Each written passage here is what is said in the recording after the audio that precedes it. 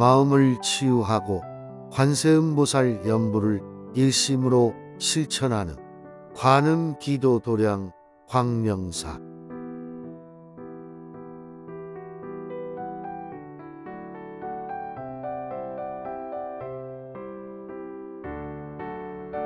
빛나는 수행의 길, 밝은 지혜로 참된 나를 찾는 광명사.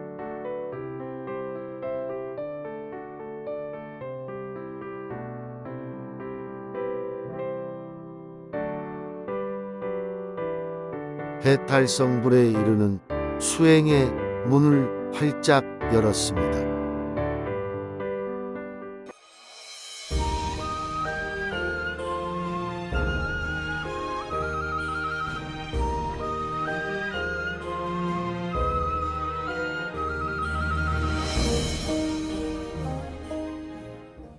그동안 안녕하셨습니까?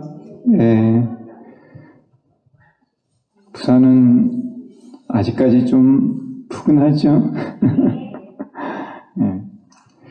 가을이 가기 싫은가 봐요. 묘음보살품입니다.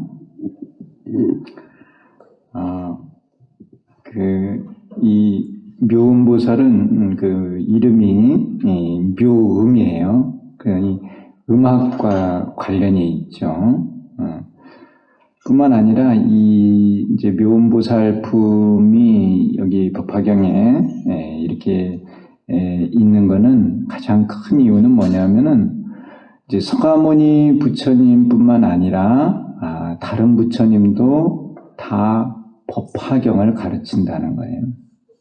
그러니까 모든 부처님이 가르치는 경전이 법화경이고, 또 그러한 부처님으로부터 이 묘법을 배우는 그런 보살도 서가모니 부처님으로부터도 법화경을 배우고, 또 다른 부처님으로부터도 법화경을 배우고, 또 가르치고, 모든 중생들에게 시방의 모든 부처님, 또 그 부처님의 제자들이 전부 다 법화경을 배우고 또 가르치고 그런 내용이 묘음보살품에 있어요. 이 내용이 이제 왜 중요하냐면은 우리가 간단히 생각해 볼 필요가 있어요. 중생이 성불할 때까지 한 부처님만 만나가지고 가르침을 받아서 실천 수행을 해서 성불할 수 있다고 하면 참 좋겠죠. 실제로는 그렇지 않아요. 중생이 이제 수행을 시작을 해가지고 많은 부처님의 가르침을 받고 성불할 때까지는 어떻게 보면 여러 부처님을 만나야 돼요. 또 그 가르침을 받아서 또 많은 중생들을 가르쳐야 되거든요. 근데 이 중생이 만약 여러 부처님을 만나서 이제 가르침을 받아야 된다고 할 때, 처음 A라는 부처님을 만났는데 A라는 부처님이 가라는 경전을 설했어요. 다음 생에 또 B라는 부처님을 만났어요. 근데 B라는 부처님은 나라는 경전을 가르쳐. 또 그 다음 시기에 또 C라는 부처님을 만나 뵀는데 이 부처님은 다라는 경전을 가르쳐. 그럼 부처님 만날 때마다 다른 경전을 배우는 거야. 그렇다는 것은 다른 수행을 해야 되는 거예요. 이 중생이 성불할 수 있을까요? 지금 제 질문은 이해하고 계세요? 아마 성불할 기약이 없을 것 같아. 계속 다른 경전을 배워서 다른 수행을 해야 될 것 같아. 반대로 이 중생이 A라는 부처님을 만났는데 가라는 경전을 가르쳐요. B라는 부처님을 만났는데도 그 부처님도 가라는 경전을 가르쳐. C라는 부처님을 만나 뵙는데 그 부처님도 가라는 경전을 가르쳐. 그럼 부처님을 만날 때마다 똑같은 경전을 배우고 똑같은 수행을 하고, 그러면 이 중생은 성불할 수 있을까요? 없을까요? 빨리 성불하는 거죠. 이해하시나요? 그러니까 이제 과거, 현재, 미래에 걸쳐서 모든 부처님께서 똑같은 경전을 다 가르치는 것이고, 또 현재 이 시기도 타방에 계신 부처님도 다 같은 경전을 가르치는데 그 경전이 묘법 연화경이라는 거예요. 이 묘음보살품을 통해서 그러한 사실을 알 수 있게 돼요. 이 부분은 우리한테 전해주는 그런 메시지도 아주 큽니다. 또 여기 나중에 이제 보현보살 권발품에서 우리가 또 배우겠지만은 서가모니 부처님 때 열심히 법화경을 공부한 그 중생이 다시 미륵부처님 세상에 태어나서 미륵부처님으로부터 법화경을 배우게 돼요. 그 내용이 여기 나와 있어요. 그러니까 모든 부처님께서 깨달으시는 게 묘법연화고 모든 부처님께서 가르치는 게 묘법연화예요. 이 묘음보살도 과거에 부처님으로부터 법화경을 배웠어요. 또 서가모니 부처님으로부터 또 법화경을 배웠고 지금 여기 정화수왕지불로부터도 법화경을 배우고 있어요. 그리고 이 묘음보살이 하는 일은 뭐냐면은 법화경을 늘 가르치는 거예요. 어디든 어느 세계든 시방의 모든 세계에 몸을 놔두어서 현일체 색신삼매 몸을 놔두어서 항상 가르치는 게 법화경이에요. 이해하셨나요? 네. 여러분들이 지금 이렇게 법화경을 공부하는 건 전생에 법화경과 인연이 있었던 거예요. 그러니까 지금 이 시기에 법화경을 배우고 있고 법화의 수행을 하고 있는 거고 앞으로도 여러분들이 몸을 바꿔서 또 세상에 온다고 하면은 또 법화경을 배워요. 그래서 법화경의 수행을 해서 그래서 이제 성불을 하는 거예요. 우리 우물을 파도 여기저기 찝찝찝찝 조금씩 파면은 언제 물을 만날지 알 수가 없어요. 한 우물을 파야만 물이 나오겠죠. 물이라는 건 진리예요, 진리. 모든 부처님께서 깨달으신 진리가 다르지 않고 설하는 법이 다르지 않습니다. 그건 또 이 법화경에 그렇게 설해져 있어요. 이 법화경의 그 방편품에 보면은 오불장이 나와요. 재불장, 과거불장, 미래불장, 현재불장, 석화장 이런 모든 부처님께서 모든 부처님께서 일불성을 가르치시고 또 과거 부처님께서도 일불성을 가르치시고 미래 부처님께서도 일불성을 가르치시고 현재 부처님께서도 일불성을 가르치시고 서가모니 부처님께서도 일불성을 가르치시고 그리고 미륵 부처님께서도 당연히 일불성을 가르칩니다. 그것은 다르지 않다는 거예요. 이 묘음보살품을 읽으면서 우리가 다시 한번 그러한 내용을 확인을 하게 돼요. 그래서 이 묘음보살은 서가모니 부처님의 가르침을 받아서 법화경을 배웠습니다. 근데 지금은 다른 부처님 세계에서 또 법화경을 가르치고 있어요. 그래서 이제 서가모니 부처님께서 이 묘음보살을 부르죠. 법화 회상에. 그래서 이제 법화경 이렇게 설하고 또 가르침을 받고 그런 내용이 묘음보살품에 있습니다. 또 한 가지 이 묘음보살이 현일체 색신삼매를 해요. 그는 관세음보살님도 현일체 색신삼매를 하고 우리 야광보살도 앞에 품에 야광보살도 현일체 색신삼매를 했어요. 관세음보살님의 33응신이 현일체 색신삼매예요.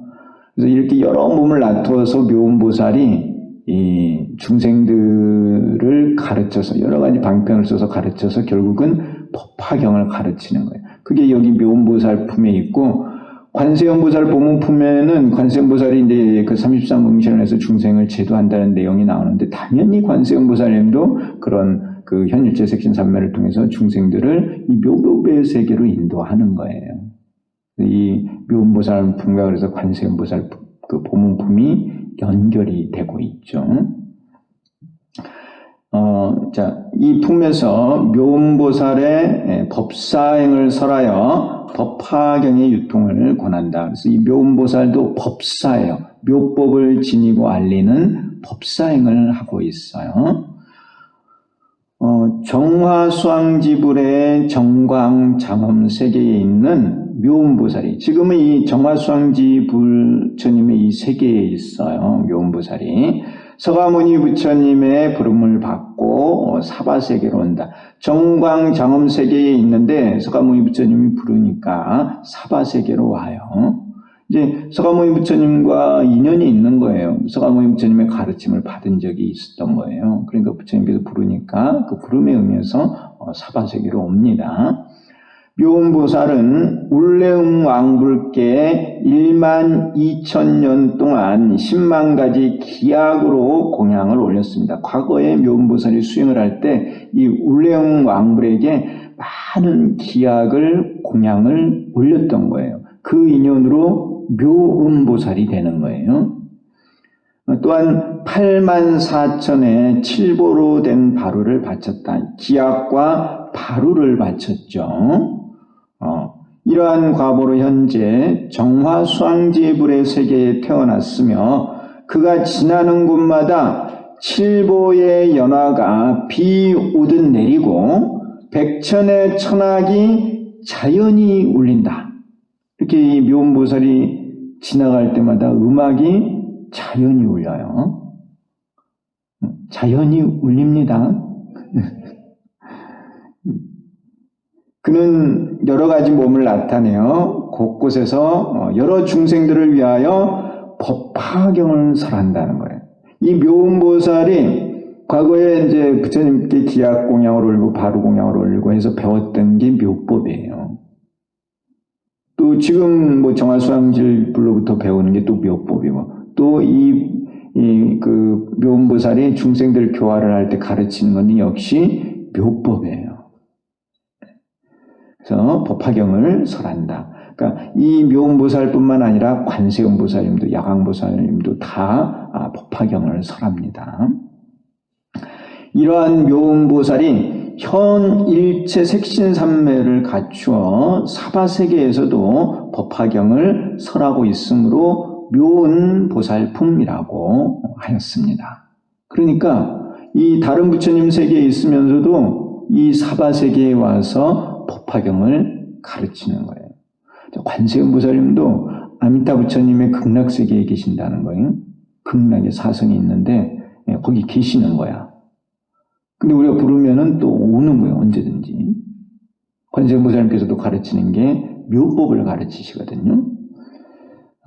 이런 그 법이 하나임을 우리가 알 수 있습니다. 이렇게 묘음보살품을 통해서.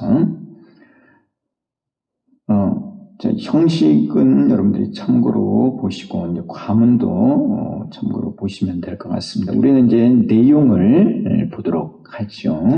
방광동소, 이제 빛을 보내서 동쪽으로 묘음보살을 부릅니다. 이 빛을 보내는 건 물론 서가모니 부처님께서 빛을 보내줘. 빛이 이제 신호예요, 신호. 서가모니 불께서 육계와 미간 백호에서 광명을 내시어 동방으로 108만억 나유타 항아사 등 여러 불세계를 지나서 정화수왕지불의 정광 장엄세계를 비추었다.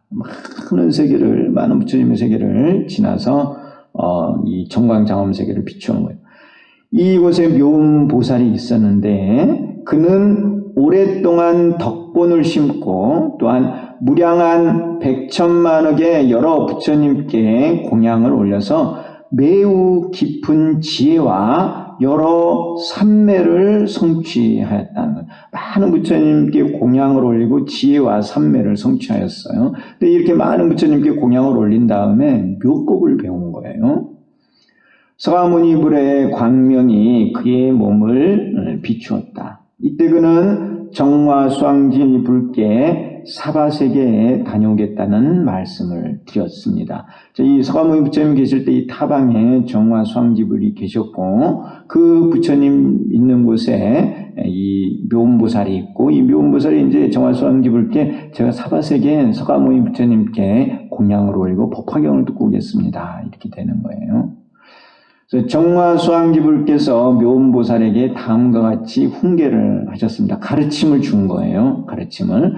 이 정화수왕지불이 묘음보살에게 가르치는 것은 법사행인데 그것은 다른 표현으로 뭐냐면 묘법을 가르치는 거예요. 묘법을 지니고 알리는 법사행을 가르치는 거예요. 너는 이제 정화수왕지불이 묘음보살에게 말씀하시는 겁니다. 너는 사바국도, 그 서가모니 부처님 계신 곳이 사바국도죠. 사바국도를 가볍게 보아 하열하다는 생각을 내어서는 안 되느니라.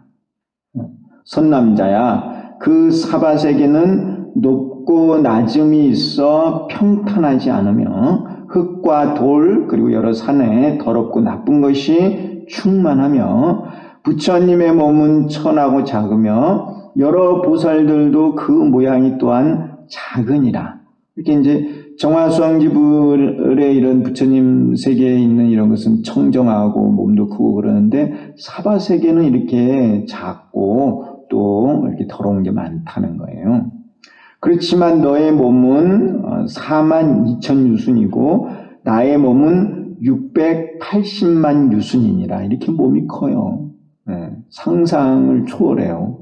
큰 몸을 가지고 계시는 거예요. 너의 몸은 제일로 단정하며 백천만의 복이 있고 광명이 특히 묘하니라. 우리 사찰 이름이 광명사인데 광명이 아주 묘하대요. 따라서 네가 그곳에 가서 부처님과 보살 그리고 국토에 대해 하열한 생각을 내어서는 안 되느니라. 이렇게 부처님께서 묘음보살에게 가르침을 주는 거예요. 묘음보살은 법화경을 설하는 법사입니다. 다른 것이 아니고 법화경이에요. 법사는 열애의 방에 들어가 열애의 옷을 입고 열애의 자리에 앉아서 대중에게 널리 법화경을 설해야 합니다. 열애의 방은 대자비의 마음이고 열애의 옷은 유아 인욕의 마음이고 열애의 자리는 모든 것을 진리로 관하는 마음이다. 정화수왕지불께서 묘음보살에게 서가모니 부처님과 여러 보살 그리고 사바국토에 대해 하열한 생각을 내어서는 안 된다고 한 것은 이러한 법사행에 대해 가르침을 준 것이다. 우리가 이렇게 이제 보면은 그 정화수왕지불께서 묘음보살에게 가르친 이 내용이 법사행의 내용이었던 거예요. 가서 법사행을 하라는 겁니다. 열애의 방에 들어가 열애의 옷을 입고 열애의 자리에 앉아서 법을 설해야 한다는 것을 가르치시는 거예요. 부처님의 몸이 작은 것, 서가모니 부처님의 몸이 작은 것에 대해 하열한 생각을 내어서는 안 된다고 하였다. 부처님의 몸은 진리와 상하기 때문에 그 존엄을 잊어서는 안 된다. 이것은 모든 것을 진리로 관하는 마음으로 열애의 자리에 대해 설하는 것이다. 그러니까 서가모니 부처님의 몸이 작다고 하는 것에 대해서 하열한 생각을 내지 말라는 것은 바로 열애의 자리에 앉아서 법을 설하라는 그런 말씀이셨던 거예요. 또한 여러 보살들의 모습이 작은 것에 대해 하열한 상을 내어서는 안 된다고 했다. 이들은 불성을 갖추고 있기 때문에 여러 보살들은 불성을 갖추고 있기 때문에 보살도를 닦아서 성불할 수 있으므로 가볍게 보아서는 안 된다. 이것은 유아 인욕의 마음으로 열애의 옷에 대해 설하는 것이다. 이렇게 보살들이 하열하다고 하는 그런 생각을 내서는 안 된다는 것은 열애의 옷에 대해 설한 것이라는 거죠. 또한 사바국토가 평탄하지 않고 더럽고 나쁜 것이 충만한 것에 대해 하열한 상을 내어서는 안 된다고 하였다. 서가모니 불께서 자비의 마음으로 이러한 곳에 임하셔서 중생제도를 하시고 있기 때문에 하열하다는 생각을 해서는 안 된다. 이것은 대자비의 마음으로 열애의 방해에 대해 설한 것이다. 이 부처님이 계신 곳은 청정하고 또 정말 좋은 곳이에요. 생로병사가 없으니까. 그런데 그런 좋은 것을 내려놓고 서가모니 부처님께서 이 인간 세계에 오시는 거야. 이 인간 세계는 사실은 부처님 세계에 비하면 더럽고 청정하지 못해요. 생로병사도 있고 고통도 있고 힘든 곳이에요. 근데 이곳에 오셔서 이렇게 중생들을 제도를 하시는 거예요. 중생들에게 뭘 가르치신다고요? 뭘 가르치고 계세요? 묘법을 가르치고 계세요. 지금 듣고 계시나요? 네, 묘법을 가르치시는 거예요. 묘법을 가르치시기 위해서 그 청정한 곳을 접어두시고 이 예토에 오셔가지고 힘드시지만은 그것을 다 참으시고 자비의 마음으로 우리들에게 묘법을 가르치고 계시는 거예요. 그래서 그것은 열애의 방, 바로 자비죠. 대자비의 마음. 그래서 그것은 대자비의 마음으로 열애의 방에 대해 살아간 것이다 하는 겁니다. 이러한 가르침을 받고 묘음보살은 다음과 같이 말했다. 이제 그 정화수왕지불이 묘음보살에게 법사행에 대한 가르침을 준 거예요. 그러니까 묘음보살은 그 가르침을 잘 받들어 실천하겠다고 대답을 하겠지요. 284쪽의 그 네 번째 줄이에요. 세존이시여, 제가 이제 사바세계에 가는 것은 모두 열애의 힘이며 열애의 신통유의이며 열애의 공덕과 지혜의 장엄입니다. 이렇게 대답을 하셨습니다. 묘음보살이. 여기서 열애의 힘은 모든 것을 진리로 관하는 자리의 힘이며 열애의 자리, 또 장엄의 힘은 유아 인욕의 힘, 신통유의는 대자비의 방의 힘이다. 사바세계에 가는 것은 열애의 방에 들어가 열애의 옷을 입고 열애의 자리에 앉는 법사행의 힘이다. 이와 같이 묘음보살은 정화수왕지불의 가르침을 받들어 실천하겠다고 하였습니다. 정화수왕지불께서 너는 열애의 방에 들어가 열애의 옷을 입고 열애의 자리에 앉아서 묘법을 설해하느니라 이렇게 가르침을 주셨고, 바로 이 묘음보살은 그 가르침을 그대로 받들어 실천하겠다고 대답을 한 거예요. 예, 이 내용이요. 물론 이 각적으로 이렇게 해석을 하는 거예요. 그리고 묘음보살은 자리에서 일어나지 않고 움직이지 않은 채 삼매에 들어가 영축산에 서가모니 불께서 앉아 계시는 법자에서 멀지 않은 곳에 84,000의 보배 연화를 만들었다. 묘음보살이 신통이 대단하죠. 예.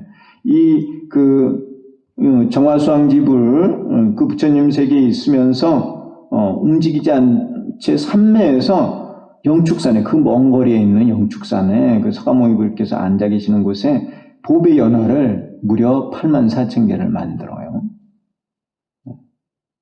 상상은 하고 계세요? 상상이 잘 안 가요? 자리를 많이 만들었죠.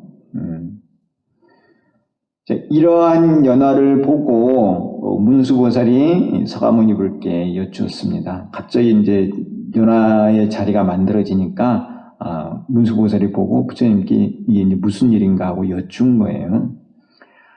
부처님께서 말씀하시기를 묘음보살이 84,000의 보살들에게 둘러싸여 이곳으로 와서 공양을 올리고 법화경을 들을 것이라고 하셨습니다. 그러니까 법화경을 들으러 묘음보살이 올 것이다 하는 거예요. 그리고 묘음보살이 혼자 오는 게 아니고 이렇게 많은 보살들에게 둘러싸여 오는 거예요. 그러니까 이 묘음보살의 지위가 아주 높음을 알 수 있어요. 보살 가운데서도 높은 자리에 있는 거예요. 이 묘음보살은. 어쨌든 우리가 이렇게 지금 이 정화수왕지불의 묘음보살이 있는데 그 정화수왕지불이 묘음보살에게 뭘 가르쳤다고요? 법사행을 가르쳤어요. 묘법을 지니고 알리는 법사행을 가르친 거예요. 묘음보살은 그걸 받들어 지녀서 실천하겠다고 했고요. 그러니까 정화수왕지불도 법화경을 가르치고 있고 묘음보살은 그런 가르침을 받아서 법화경을 지니고 알리는 이런 법사행을 지금 하고 있는 거예요. 그 멀리에 있는 부처님 세계에서도 법화경을 가르친다는. 그러니까 이 부처님의 이 불법은 오로지 하나예요, 하나. 묘법 하나밖에 없는 거예요. 여러분들이 성불을 하시려면은 반드시 뭘 배워야 돼요? 법화경을 배워야 되는 거예요. 법화경 어려워요. 그렇게 말해도 하는 수 없어. 어려워도 무조건 배워야 돼. 배우지 않고는 안 되니까. 아셨어요? 시간 낭비하시지 말고 하루라도 빨리 법화경 열심히 배우세요.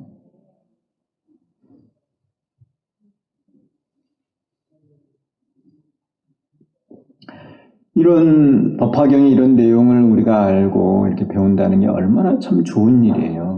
이 온 법계에 가장 중요한 경전이 있다고 하면 그게 바로 법화경이고 우리가 지금 그걸 공부하고 있는 거예요. 이 많은 중생들이 있는데 법화경이라는 이 이름조차 듣지 못한 중생이 수두룩하다는 거예요. 얼마나 많은 중생이 이 법화경 이름조차 듣지를 못해요. 근데 우리는 이런 법화경을 알고 부처님의 법을 알고 또 그걸 실천 수행을 하고 있잖아요. 그러니까 여기 계신 분들이 얼마나 복이 많은 거야. 정말이에요, 정말. 네. 내가 요즘도 계속 말씀드리잖아요. 요즘 우리나라 핫 이슈 중에 하나가 사우디아라비아 왕세자죠. 빈 살만이라고 하는. 엄청나게 부자래요. 돈 많대요. 근데 어디로 왔어요? 우리나라에 왔잖아요. 우리나라에 와가지고 이제 MOU라는 거를 체결을 하고 갔어요.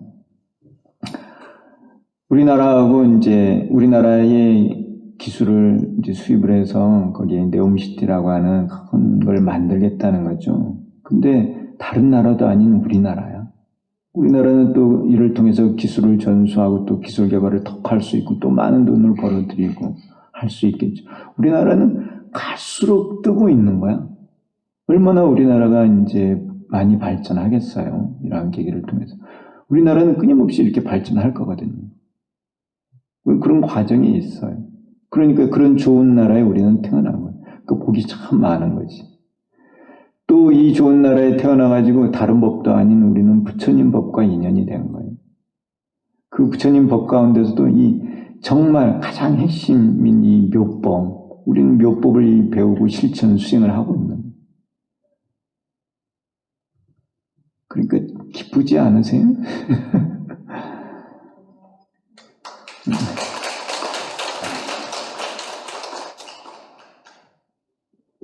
여러분들이 그런 자부심을 가지고 사셔야 돼요. 우리 종단 신도님들은 그런 자부심이 있어야 돼요.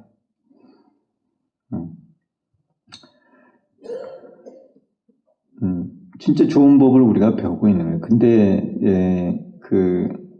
이러한 법은 인연이 없으면 만나기가 어려워요. 여러분들이 인연이 되는 거예요. 우리가 이제 어쨌든 이 광명사에서 이렇게 24품까지 왔어요. 이렇게 오는 게 쉽지 않아요. 이제 다음 시간부터는 관세음보살 보문품을 이제 본격적으로 배울 텐데, 이 법화경을 이게 다 이렇게 한번 배운다는 건 정말 쉬운 게 아니에요.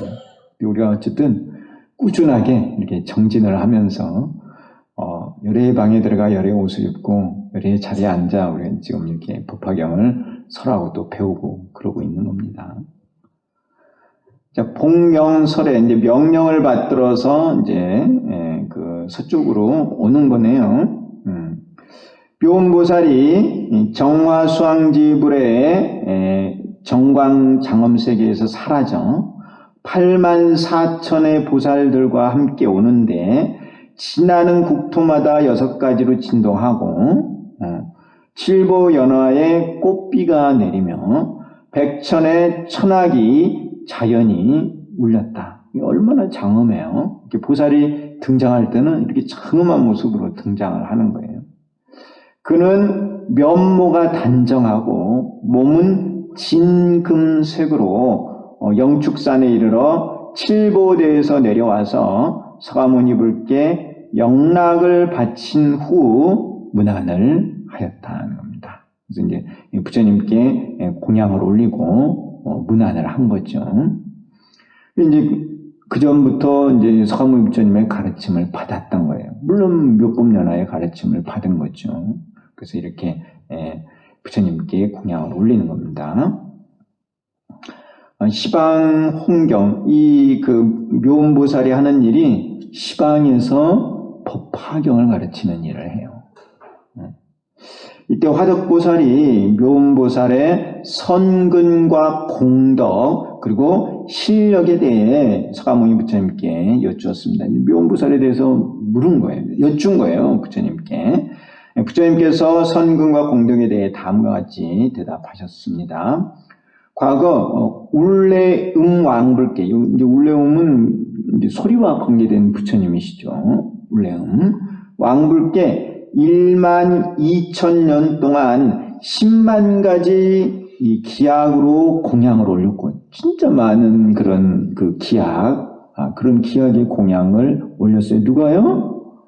묘음보살이요.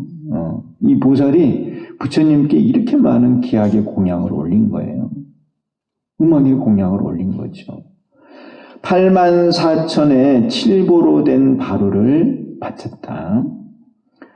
또한 일찍이 무량한 여러 부처님께 공양을 올리고 친근하였으며 오래도록 덕본을 심었고 항아사와 같은 백천만억 나유타 부처님을 만났다. 얼마나 많은 부처님을 만난 거예요. 근데 제가 아까도 말씀드렸잖아요. 이렇게 많은 부처님을 만났는데 부처님마다 가르치는 경전이 달라. 그러면은 언제 성불 해요? 그렇잖아요. 근데 이렇게 많은 부처님을 만났는데 이 부처님들께서 가르친 게 다 똑같은 거야. 그러니까 부처님을 만날 때마다 성장하는 거예요, 성장. 근데 오랜 세월이 걸렸죠. 그러니까 수행을 많이 한 거예요. 그러니까 이 보살 가운데서도 아주 지위가 높은 거예요. 그러니까 이거는 우리들에게 전달한 그 메시지가 뭐냐면 우리도 부처님을 만나면 당연히 법화경을 배울 거라는 거예요. 앞으로도 많은 부처님을 만날 것이고 그 부처님들이 전부 다 우리들에게 가르치는 건 다 법화경이고 우리는 또 그런 법화경을 배워서 수행을 통해서 성불할 수 있는 거예요. 지금 이 시대에 이렇게 우리가 불법을 배우고 또 이 묘법을 배우고 또 실천 수행을 하고 또 다음 생에 또 그렇게 하고 그러다 보면 이제 성장을 해서 성불을 하는 거예요. 세상 사람들은 뭐 사는 게 바쁘고 뭐 힘들고 뭐 그런 얘기들을 많이 해요. 근데 제가 볼 때는 이 법화경을 공부하고 수행하는 일만큼 바쁜 일이 없는데 다 자기들 일이 바쁘대요. 그러니까 자기들 수준에서 자기들 생각에서 다 바쁜 거죠. 내가 볼 때는 진짜 미혹을 끊고 생사고통에서 벗어나는 게 제일 바쁜 일인 것 같은데 그 생각은 안 하고 미혹을 끊을 생각은 안 하고 이제 그냥 이렇게 세속에서 거기에 만족하면서 거기에 이제 사는 게 바쁘다는 거예요. 근데 결국 그렇게 살아도 생사를 벗어나지는 못하거든. 그렇잖아요. 생사를 벗어나기 위해서는 무명을 깨고 업을 소멸을 시켜야 돼요. 그러지 않고는 생사를 벗어나지 못해. 내가 볼 땐 가장 급한 게 무명을 깨고 업을 소멸하는 거야. 그 이상 바쁜 일은 없어요. 그러려면은 이 묘법연화를 배우고 실천 수행을 해야 돼요. 그래야만 생사고통에서 벗어날 수 있어요.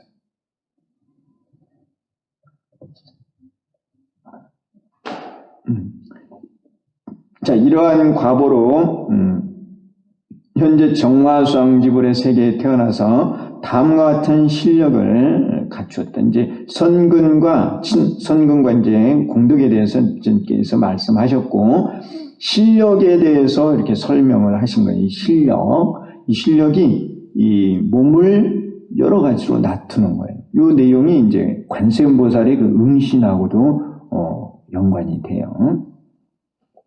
여러 가지 몸을 나타내어 곳곳에서 여러 중생들을 위하여 무엇을 설한다고요? 법화경을 설하는 거예요. 법화경. 그러니까 관세음보살님도 33응신을 통해서 우리들에게 가르치고자 하는 것은 사실은 법화경이에요. 여러분들이 이제 광명사 나와서 열심히 신앙생활을 하면 여러분들이 원하는 것을 이룰 수가 있어요. 근데 그러한 것도 다 방편이야. 그러한 걸 통해서 절에 자꾸 나오게 하고 수행을 하게 해서 결국은 뭘 깨닫게 하는 거예요? 묘법을 깨닫게 하는 거예요. 진리를 깨닫게 하는 거예요. 관세음보살님께서 하고자 하시는 일은 이 묘법을 가르쳐서 성불하게 하는 거예요. 묘음보살도 똑같이 그러한 일을 하는 거예요. 그래서 여러 가지 이렇게 모습을 나타내는 게 이 실력이에요. 신통력. 그래서 이제 이 관세음보살뿐만 아니라 이런 보살들이 이 중생들의 근기에 감응을 하고 이렇게 신통을 보이고요. 여러 가지 모습을 나타내서 신통을 보이고 그리고 이제 설법을 하는 거예요. 그러면 우리 이 중생들은 그 설법을 듣고 권속이 되는 거야. 그래서 이익을 얻는 거예요. 범왕신, 재석신, 자재천신, 대자재천신, 천대장군신, 비사문천왕신, 전륜성왕신, 제소왕신, 장자신, 거사신, 재관신, 바라문신, 비구신, 비군이신, 우바세신, 우바이신, 장자부녀신, 거사부녀신, 재관부녀신, 바라문부녀신, 동남신, 동여신, 철용, 야차, 건달바, 아수라, 가루라, 긴나라, 마오라가 등 몸으로 이 경을 설한다. 이렇게 많은 몸을 바꿔가면서 법화경을 설하신다. 또한 지옥죽생 아기와 여러 가지 재난이 있는 곳의 중생을 구제한다. 관세음보살님만 이렇게 하시는 게 아니고 묘음보살도 이것을 하고 있습니다. 이와 같이 묘음보살은 사바세계의 여러 중생을 구제하고 또한 여러 가지로 변화하여 몸을 나타내어 법화경을 설합니다. 자, 모든 불토의 부처님과 보살님들이 하시는 일이 다 똑같은 거예요. 법화경을 가르치는 거예요. 관세음보살님께서도 법화경을 가르칩니다. 듣고 계시죠? 예. 그래서 그때 언젠가도 말씀을 드렸듯이 구인사가 위치한 곳이 소백산 연화지 금계포란이에요. 그래서 연화는 묘법 연화죠. 금계포란은 관음보문이에요. 관음보문. 관세음보살님이 중생을 구제하는 게 금계포란이에요. 묘법 연화, 금계포란. 그게 이제 묘법연화의 묘, 금계포란의 금계가 닭이 유거든요. 그래서 묘유죠. 그래서 우리 안거는 무슨 날 시작해서 무슨 날 끝나요? 묘날 시작해서 유날 끝나는 거예요. 그 이제 다음 달 12월 4일이 묘날이죠. 예, 그날이 안거 입제 날이에요. 끝나는 날은 당연히 유날이죠. 그래서 이 관세음보살님이 중생을 제도해서 묘법연화를 깨닫게 하는 거예요. 보문을 통해서 우리가 가는 곳은 묘법연화의 극락세계를 가는 거예요. 그러니까 관세음보살님께서 하시는 일은 우리를 인도를 해서 연화극락에 가게 하는 거예요. 우리는 관세음보살님의 인도를 받아서 연화극락에 도달하는 거예요. 그래서 우리가 이제 연화극락에 가려면은 뭘 해야 되느냐 하면은 관세음보살을 일심으로 칭명해야 돼요.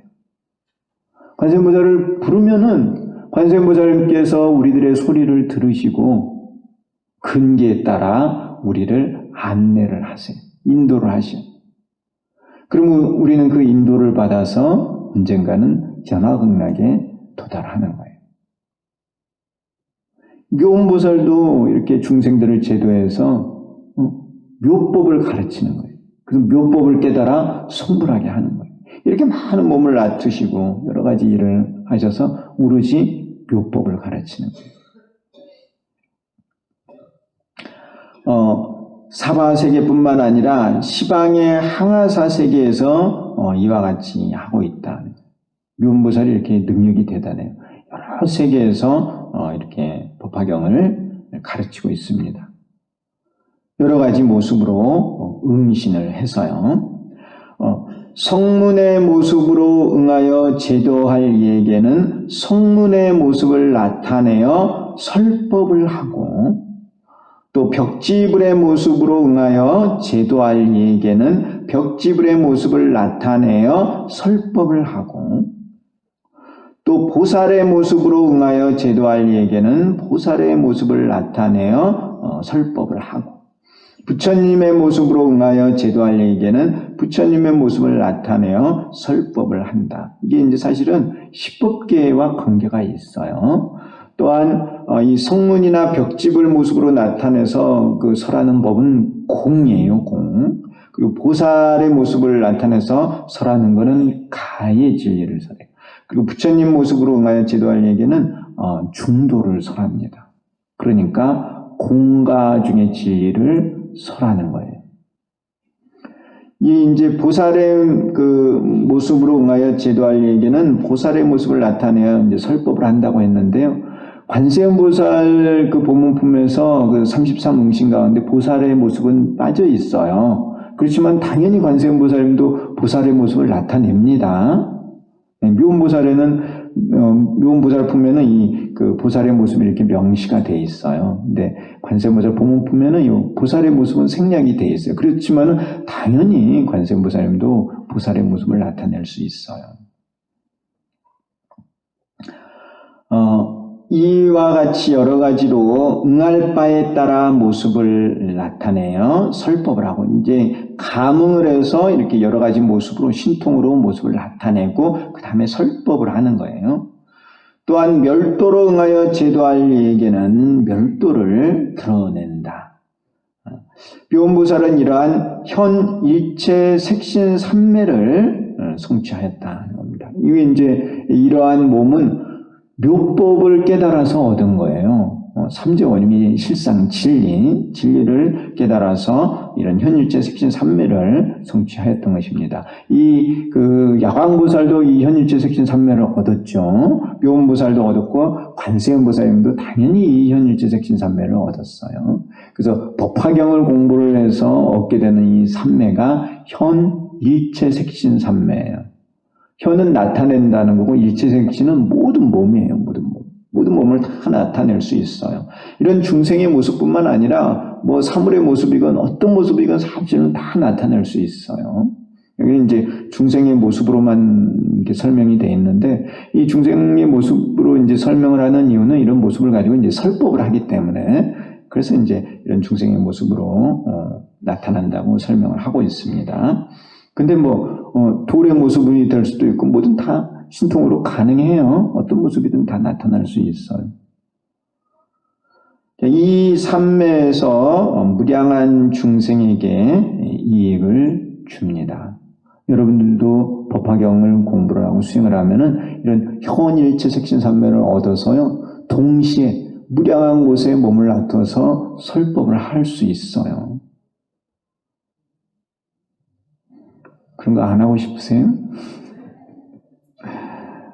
제가 그때 여기서도 말씀을 드렸나요? 제가 이제 학생 때 그런 생각을 했다니까요. 뭐냐면은 구인사에서 관세음보살을 내가 부르고 있는데 서울 관문사에서도 부를 거고 부산 광명사에서도 부를 거고 대전 광무사에서도 부를 거고 전국에서 다 관세음보살을 부를 텐데 관세음보살님 무지 바쁘시겠다. 여기저기 왔다 갔다 하셔야 되니까. 그런 생각을 했어요. 근데 이제 내가 이렇게 법화경을 알고 이렇게 나서는, 그 정도 하는 거는 별로 어려운 일이 아닌 거야. 그냥 몸 하나로 동시에 여러 곳에 몸을 다 놔두실 수가 있는 거예요.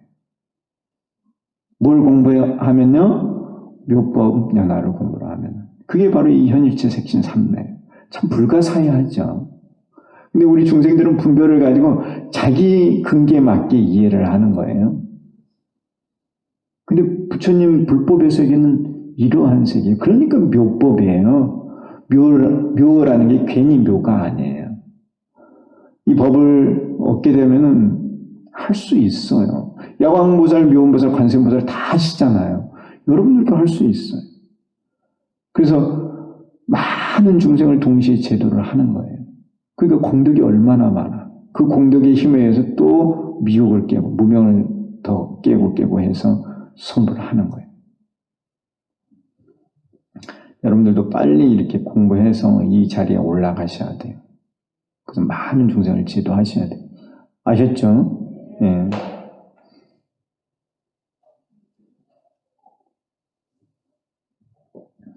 근데 항상 뭐냐면은 노력 없이 이루어지는 건 없어요. 항상 노력해야 돼요. 그리고 그 노력 가운데는 그 노력 힘을 어디에 많이 쏟아야 되느냐 하면은 선정과 지혜예요. 선정과 지혜, 그러니까 선정은 마음이 흔들리지 않고 고요한 상태에 들어가는 거예요. 그런 선정, 내가 마음을 선정에 들게 하기 위해서 힘을 써야 되고 그 고요한 상태에서 진리를 막 비추어 보기 위해서 노력을 해야 돼요. 그게 이제 지혜죠, 지혜. 진리를 비추는 것은 지혜로서 가능해요. 그러니까 힘이 있어야 돼. 선정이 된다는 것은 마음이 흔들리지 않는 거거든요. 오늘 광명사에 가야 되는데 누가 뭐 맛있는 거 있다고 먹으러 오라 그래. 마음이 좀 흔들려. 근데 공부하러 가야 돼. 나는 선열식이 좋아. 그래서 공부하러 광명사에 오면은 이제 이겨내는 거야. 흔들리는 마음이. 또, 오늘은 피곤해. 집에서 그냥 자야지. 이러면은 이제 마음이 흔들려가지고 진 거야. 마구니한테 진 거죠. 수마한테 진 거야. 오늘 힘을 내서 가서 법화경 공부도 하고 관세음보살도 열심히 부르고 올 거야. 하고 힘을 내서 오면은 이기는 거예요. 그런 과정이 노력이 쌓여가지고 공부가 되는 거예요. 이해하시나요? 그리고 뭐든지 성공을 하려면은 인내를 가지고 끝까지 하는 습관을 가져야 돼요. 그게 참 중요해요. 이제 요즘은 잘 모르겠어요. 근데 제가 이제 학교 다닐 때는, 제가 중학교, 고등학교 다닐 때는, 그때만 해도 검정고시가 있었어요. 그러니까 이제 머리 좋으면은 뭐 학교 굳이 다닐 필요가 뭐 있어. 빨리 검정고시 해가지고 빨리 대학 가고 그러지. 근데 그때만 해도 우리나라 분위기는 고등학교를 다녀야 된다는 분위기였어요. 학교를 다니면서 배우는 게 많아요. 그냥 시험에 합격하는 게 다가 아니잖아요. 여러 어떤 규례, 학교에서 정해놓은 규율이 있고 거기 가서 그 규율을 지키면서 여러 사람과 더불어서 살아가면서 배우는 게 많거든요. 그런 정규 과정을 다 배워가면서 학교를 마쳤을 때 훨씬 더 나는 배우는 게 많다고 생각이 들어요. 사회를 살아가는 데 있어서. 그래서 이 시작을 했으면은 중간에 뭐 나와서 무슨 이렇게 그렇게 가는 게 아니라 시작을 했으면 끝까지 가는 게 중요하다는 거예요. 아이들에게, 학생들에게 그런 거를 가르치고 끝까지 가는, 그래야 성공할 수 있음을 가르쳐 주는 게, 그런 게 큰 교육이에요, 큰 교육. 의사님께서도 늘 하신 말씀이 변하지 말라는 거예요, 변하지 마라. 변하면 쓸 수 없는 일. 한번 구인사 신도가 됐으면 끝까지 가는 거예요, 끝까지. 그러면은 성공하는 거예요, 성공. 끝까지 가는 게 성공이에요, 성공. 또 안타까운 게 요즘은 이혼율이 그렇게 많다면서요. 그래도 끝까지 가는 거예요. 참고 사는 거예요. 그래야 발전할 수 있어요. 뭐든지 그래요. 요즘은 보면은 그런 안타까운 일들이 많아서 그래요. 물론 뭐 생각이 다르고 개인차가 다르고 뭐 그렇기는 하지만은 여기 이 법사행에도 인내가 나오잖아요. 유아 인욕의 마음. 그런 마음을 가지고 공부를 해야 돼요. 그래서 이 법화경을 지니고 알리기 위해서는 이 유아 인욕의 마음이 있어요. 대자비의 마음, 유아 인욕의 마음, 또 실상으로 관하는 이런 마음. 이게 항상 있어야 돼요. 저도 뭐 항상 이 법사행의 이 세 가지를 늘 생각을 해요. 자, 이 삼매에서 무량한 중생에게 이익을 준다. 그래서 묘원보살은 이런 현일체 색신삼매를 얻어서 무량한 중생에게 이렇게 이익을 주고 있음을 말하고 있습니다. 이 토득이, 이거는 이제 서가모니 부처님의 사바세계 차토와 그리고 이제 정화수왕지불의 그 타토죠. 이 두 땅에서 이제 이익을 얻는 것을 말하고 있습니다. 이러한 묘음보살에 관한 것을 설할 때 그와 함께 왔던 8만 4천의 보살들은 모두 현일체 색신삼매를 얻었다. 또한 사바세계의 무량한 보살들도 또한 이 삼매와 다란이를 얻었다는 겁니다. 그래서 이제 같이 왔던 보살들, 그건 타토의 보살들이죠. 그리고 이제 사바세계의 무량 보살들, 차토의 보살들이에요. 이 보살들이 다 이익을 얻었다는 것이죠. 그래서 여기서 또 한 가지 눈여겨볼 거는 보살들이 이익을 얻었죠. 보살들이요. 여기 이제 삼매와 다란이에 대한 언급이 조금 있는데, 이러한 삼매와 다란이는 그 체가 하나이지만 쓰임이 다르다. 이 법화경에서 체는 실상체예요. 그리고 여기 몸으로 말하면은 법신이에요. 법신체. 법신체는 하나지만은 그 이제 쓰임이 다르다는 거예요. 이게 나타나는 게 다른 거예요. 법신에서 이제 나타내는 게 다른 거예요. 몸을 변화하여 나타내는 것이 삼매이고, 그 여러 몸을 변화시키는 게 이제 법신에서 여러 몸으로 변화시키는 게 이 삼매이고, 그리고 음성으로 잘 설하는 것이 다란이다는 거예요. 이 묘음보살이 현일체 색신 삼매에서 여러 몸으로 응신을 하죠. 응신을 해서 설법을 한다고 했잖아요. 공가 중에 설법을 하는 거예요. 그래서 응신을 하는 게 삼매고, 그리고 설법을 하는 게 다란이다 하는 거예요. 근데 다 법신에서 이렇게 응신을 하고 설법을 하는 거예요. 그러니까 이제 체는 하나예요. 듣고 계세요? 예, 법화경에, 그 법화현이라고 하는 천태지휘대사의 그 저작이 있어요. 법화현이. 법화경에 이제 깊은 뜻을 풀이를 했는데, 거기에 이제, 그 신묘에 대한 해석이 있어요. 그러니까 이제 명체 종용교 요 5가지로 해석을 했는데, 그 묘법이라고 하는 이 묘라는 글자를 이제 해석을 하면서 10가지로 묘를 해석을 했어요. 그래서 그 10가지 해석이 뭐냐면은 경묘, 지묘, 행묘, 위묘, 그리고 삼법묘, 그리고 이제 감응묘, 신통묘, 설법묘, 그리고 권성묘, 이익묘예요. 이 10가지가 있는데, 이 경지행, 요 3가지를 통해서, 이제 닦으면은 위묘, 계위가 올라가요. 그래서 삼법을 얻게 되는데, 경을 통해서 이제 법신덕, 그리고 지를 통해서 반야덕, 그리고 행을 통해서 해탈덕을 얻어요. 이게 삼덕이에요. 그래서 이 삼덕이, 이제, 대사님 법어에는, 무한생명, 무상불이, 무해탈, 이렇게 되어 있습니다. 이 삼법을 얻는 거예요. 삼덕을 얻는 거예요. 그 삼덕을 얻어서, 그래서 그 삼덕을 가지고, 그러니까 법신반야 해탈, 이 삼덕을 가지고 감응을 하는 거예요, 감응. 중생들이 감을 하면은 이 삼덕을 가지고 응을 하는 거예요. 응을 해서 응신을 나타내는 거예요. 그게 신통이에요, 신통묘. 중생들 근기 따라 응신을 해요. 여기 이제 여러 가지 응신이 나오잖아요. 묘음보살에 응신을 하고, 그게 이제 신통묘예요. 응신을 한 다음에 설법을 하는 거예요. 근기 따라 공가종을 설하는 거예요. 그 설법묘예요, 설법묘. 그래서 여기 이제 그 삼매라고 하는 거는 응신에 관한 내용이고, 요 다란이는 설법에 관한 내용이에요.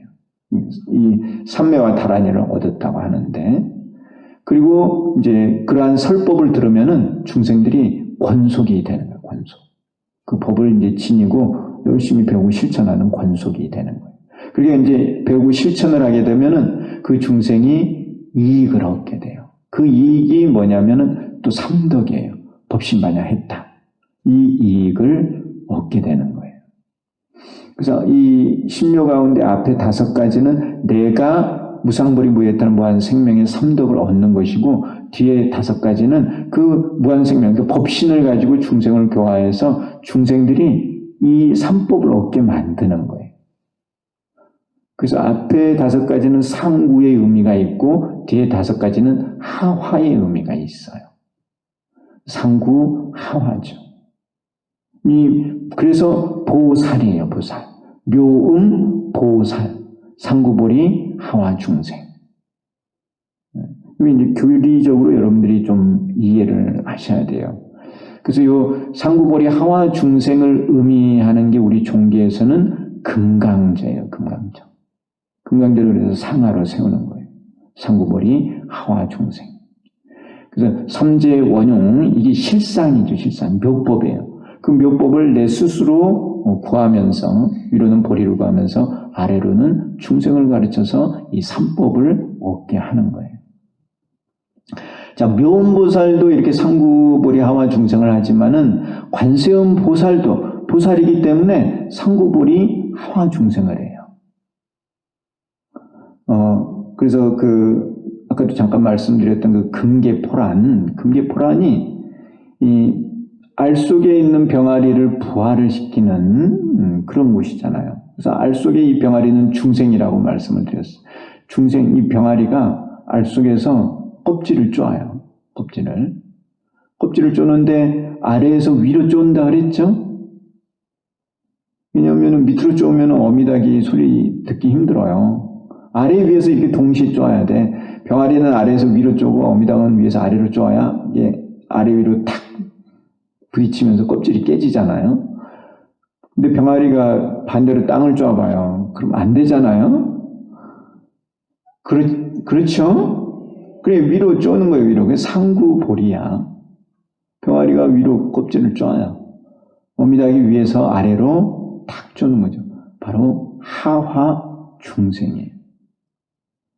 그래서 상구보리 하화 중생. 상하가 탁 맞아 떨어지면서 껍질이 깨지는 거죠.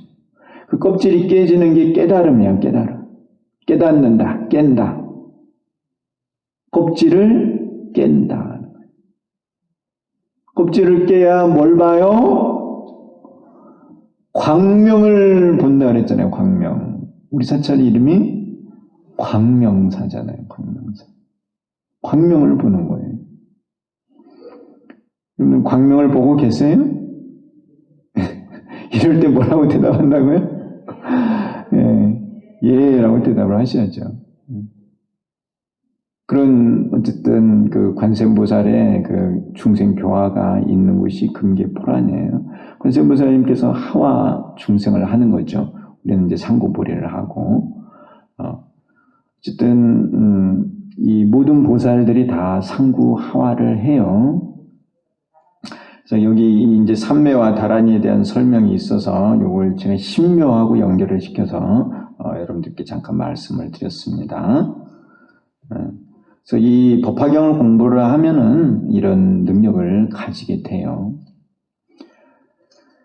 환귀본구 288쪽입니다. 묘음보살은 서가모니불과 다보불탑에 공양을 올리는 것을 마치고 본토로 돌아갔습니다. 본래 자리로 갔어요. 지나는 국토마다 6가지로 진동하고 봄의 연화에 꽃비가 내리며 백천만억의 여러 가지 기악이 울렸습니다. 참 너무 장엄한 것 같아요.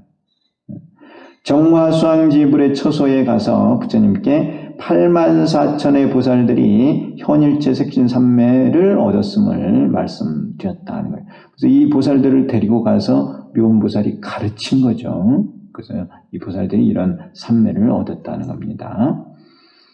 문품진도, 품을 듣고 이제 도를 얻게 된 내용이죠. 이 품을 설할 때 42,000의 천자가 무생법인을 얻었고 화덕보살은 법화삼매를 얻었다는 겁니다. 그래서 이렇게 많은 그런 중생들이 이 품을 들어서 이러한 것을 얻었다는 거예요.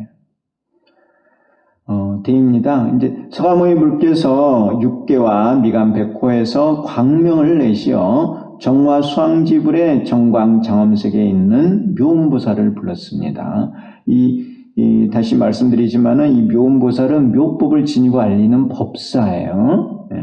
정화 수왕지불께서 묘음보살에게 서가모니 부처님과 여러 보살 그리고 사바국토에 대해 하열한 생각을 내어서는 안 된다고 하였으며 이것은 열애의 방에 들어가 열애의 옷을 입고 열애의 자리에 앉는 법사행에 대해 가르침을 준 것입니다. 이런 설명은 이 정화수왕지불도 법화경을 가르치고 있음을 알 수 있다는 거예요. 그래서 묘음보살도 그렇고 이 정화수왕지불도 그렇고 다 법화경을 가르치는 불보살님들입니다. 이러한 가르침을 받고 묘음보살은 사바세계에 와서 서가모니불과 다보불탑께 공양을 올리고 문안을 하였습니다. 여기도 이제 다보불탑도 당연히 법화경을 증명하시잖아요. 모든 부처님이 법화경을 가르치시는 거예요.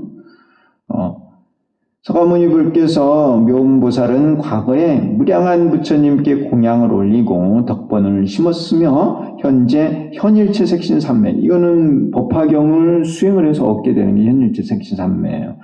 현재 현일체 색신 삼매를 갖추어 사바세계뿐만 아니라 시방의 항아사 세계에서 중생을 구제하고 여러 가지로 몸을 나타내어 법화경을 설하고 있다고 말씀하셨습니다. 그래서 우리가 이런 묘음보살품을 통해서 여러분께 누차 말씀드리지만은 과거 부처님께서도 또 현재 부처님께서도 미래 부처님께서도 이렇게 시간적으로도 모든 부처님께서 다 법화경을 가르치시고 또 공간적으로도 차방뿐만 아니라 타방 모든 세계의 부처님이 지금 현재 이 시각에도 뭘 가르친다고요? 묘법 연화를 가르친다는 거예요. 우리가 이런 법화경의 내용을 알고 항상 이 법화를 수지를 하면서 이 법을 가지고 내가 성불할 수 있다는 걸 확실하게 믿고 이 생에도 이걸 공부하고 다음 생에도 언제까지요? 성불할 때까지 이거를 공부를 하고 수행을 해야 한다는 거예요. 분명히 아셔야 되고 또 성불하고 나서도 뭘 가르쳐요? 묘법 연화를 가르친다는 사실이에요. 사실 이게 얼마나 대단한 일이에요. 그렇지 않습니까? 우리가 부처님 법에 대해서 이렇게 바르게 아는 거예요. 이 귀중한 시간에 우리가 이런 부처님의 이런 묘법을 배우고 또 실천 수행을 해야 돼요. 근데 이런 법도 모르고 사는 중생이 너무너무 많다는 거예요. 여러분들은 끝까지 가셔서 성공해야 돼요. 알고 계시죠? 예. 제가 이제 구인사에 있다가 이제 왔는데, 구인사에 이제 수련법회가 있어서 우리 신도님들이 신행단체라든가 또, 금강불교대학 재학생들, 동문들이 많이 오셨어요. 구인사에 있으면은, 저한테 인사를 하면서 꼭 뭐라고 하느냐면은, 스님 유튜브 잘 보고 있어요. 이제 바로 이 광명사 법화경 강의를 잘 듣고 있다는 거예요. 그래서 여러분들이 또 이렇게 나와서 법화경 열심히 들으니까 또 저도 와서 여러분들하고 같이 이렇게 법화경을 같이 공부할 수 있는 거예요. 이게 또 많은 사람들에게 또 광명을 주는 거예요. 많은 사람들이 집에서 또 이 법화경을 공부할 수 있게 되잖아요. 근데 이 모든 게 다 법사행인 겁니다. 알고 계시죠? 예, 다음 시간부터는 우리가 이제 제25 관세음보살 보문품에 대해서 공부를 할 생각이에요. 그래서 이 여기 이제 책에 있는 내용은 아주 요약적으로 제가 써놓은 거예요. 근데 요 내용뿐만이 아니고 좀 더 자세하게, 이거는 우리가 지금 실천 수행하는 그 수행법이 여기 설해져 있기 때문에 이 관세음보살 보문품에 대해서는 좀 시간이 걸리더라도 아주 좀 자세하게 공부를 할 생각입니다. 그리고 제가 이제 관세음보살 보문품에 대해서 따로 책을 썼어요. 관세음보살에 대한 책이 제가 이제 2권이 있어요. 이제 광 교수님과 함께 배우는 관세음보살하고 요 관음 본문에 이거에 대한 설명을 해놓은 책이 있어요.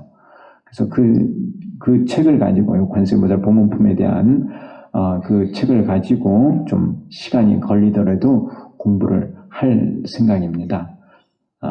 다만 여기 나오셔야지 이 책을 받으실 수 있어요. 그래서 이제 제 생각에는 그 책은 이제 여기 보관하셨다가 공부를 하시고 나중에 다 이제 끝나시고 가져가시는 게 아마 좋을 것 같다는 생각이 듭니다. 예? 아니에요. 그거 말고 새 책이 있어요. 새로 제가 관세음보살 보문품에 대해서 해놓은 책이 있습니다. 그걸 가지고 공부를 할 생각입니다. 그러니까 이제 참 그 12월 4일은 그 안거 입제가 있어서 그날은 휴강입니다. 예, 그리고 그 다음 주가 되겠죠. 이제 12월 셋째 주 일요일에 관세음보살 보문품을 공부를 하도록 하겠습니다. 늘 건강하시고 또 수행도 열심히 하시기 바랍니다. 감사합니다.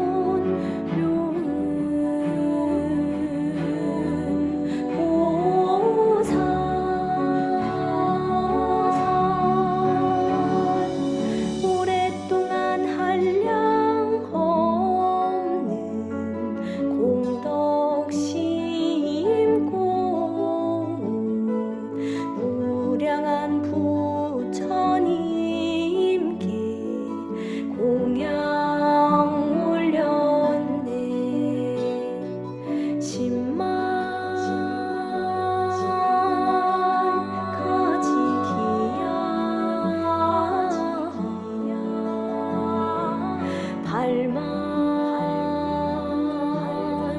사천칠보 바로 부처님께 공양 올려서 신통변화 갖추어서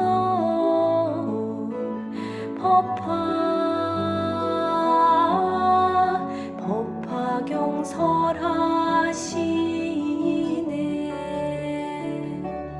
묘음보살은 현의 채색신삼매 갖추어 시방 모든 세계 다니며 중생 근기 따라 성문 벽지불보살 부처님 모습으로 나타나서 법화경설하여 무량한 중생에게 이익을 주네.